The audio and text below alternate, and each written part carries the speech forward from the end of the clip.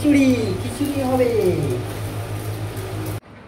আজকে বৃষ্টি হচ্ছে, ঘরে বসে বসে বোর হচ্ছি, তাই ভাবলাম কিছু বানা যাক। শেষ পর্যন্ত ডিসিশন নিলাম খিচুড়ি বানাবো। তো ভাবলাম খিচুড়ি যখন বানাবো তো একটু কীভাবে বানাতে হয় সেটাও দেখিয়ে দেবো। তো প্রথমে আলু কেটে নেব ছোট ছোট করে, আর যা যা সবজি থাকবে, যতটা আইটেম বেশি থাকবে তত বেশি টেস্টিং হয় খিচুড়িতে। তো আমার কাছে দোকানে যা যা যেটা যেটা পেয়েছি সেটা কিনে এখানে প্রথমে কেটে নেব ছোট ছোট করে। বৃষ্টির দিনে খিচুড়ি খাওয়ার মজাটাই খুব আলাদা, যে খেয়েছে সেই জানে কী মজা। তো আমার আইটেম কম বেশি কাটা হয়ে গেছে। তো এবার আমি নেক্সট পার্ট, কড়াইয়ে তেল দিয়ে প্রথমে সবজিগুলো দিয়ে ভেজে নেব, আর এমন করে ভাজবো যাতে একটু ভালো করে ভাজা হয়, যাতে টেস্টটা বের হয়। তারপরে এতে হালকা করে একটু লবণ ছিটিয়ে দেব, লবণ ছিটিয়ে একটু নেড়ে চেড়ে এর ওপর একটু হলুদ দিয়ে দেব। তো দেখতেই পাচ্ছ কি সুন্দর ভাজা হয়ে গেছে, লাল লাল করে হালকা হালকা।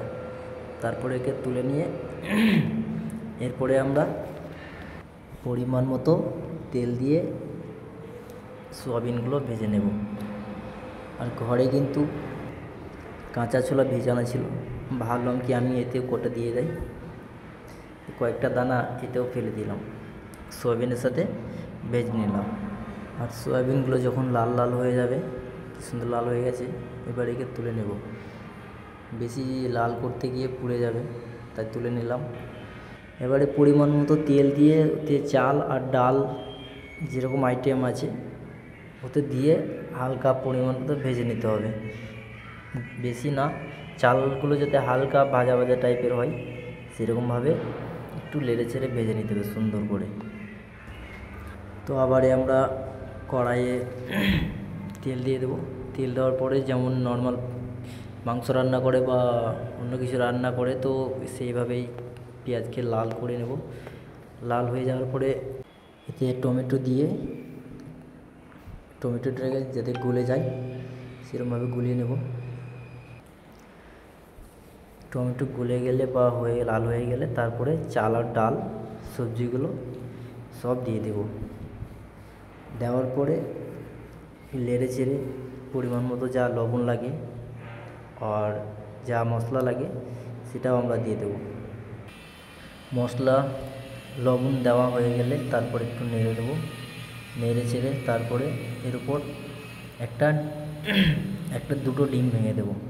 ডিমটা ভাঙলে না টেস্টটা বেশি বেড়ে যাবে, তাই আমরা ভাবলাম দুটো ডিমও ভেঙে দিই, খিচুড়িতে ডিম দিলে খুব ভালো লাগে, তাই আমিও ভেঙে দিলাম দুটো ডিম। দিয়ে দেওয়ার পরে শুধু বাকি থাকবে একটু পরে শুধু জল দিয়ে দাও। ওই জল দিয়ে কাজ শুধু 3 মিনিট 4 মিনিট পরে শুধু লেড়ে যেতে হবে। জলটা একটু বেশি করে দিতে হবে, কেন কি খিচুড়িতে জল বেশি লাগে। প্রথমে মনে হবে কি অনেক অনেক জল দিয়ে দিলাম, কিন্তু লাস্টে দেখা যাবে কি একদম শুকনো শুকনো হয়ে গেছে, তাই একটু বেশি করে জল দিয়ে দিলাম। তারপরে 2 মিনিট 3 মিনিট পরে নেড়ে যাবো। এইরকমভাবে 10 থেকে 15 মিনিট নেড়ে নেবো। নাড়ার পরে কালার চলে এসছে, খিচুড়ি এবার আমাদের রেডি হয়ে গেছে। রেডি হয়ে একদম বেশি জলও না আর বেশি খুব টাইটও না, তো হয়ে গেছে মিডিয়াম খিচুড়ি। তো দেখে কেমন লাগলো অবশ্যই কমেন্টে বলবে, আর ভিডিও ভালো লাগলে একটা লাইক করে দেবে অবশ্যই।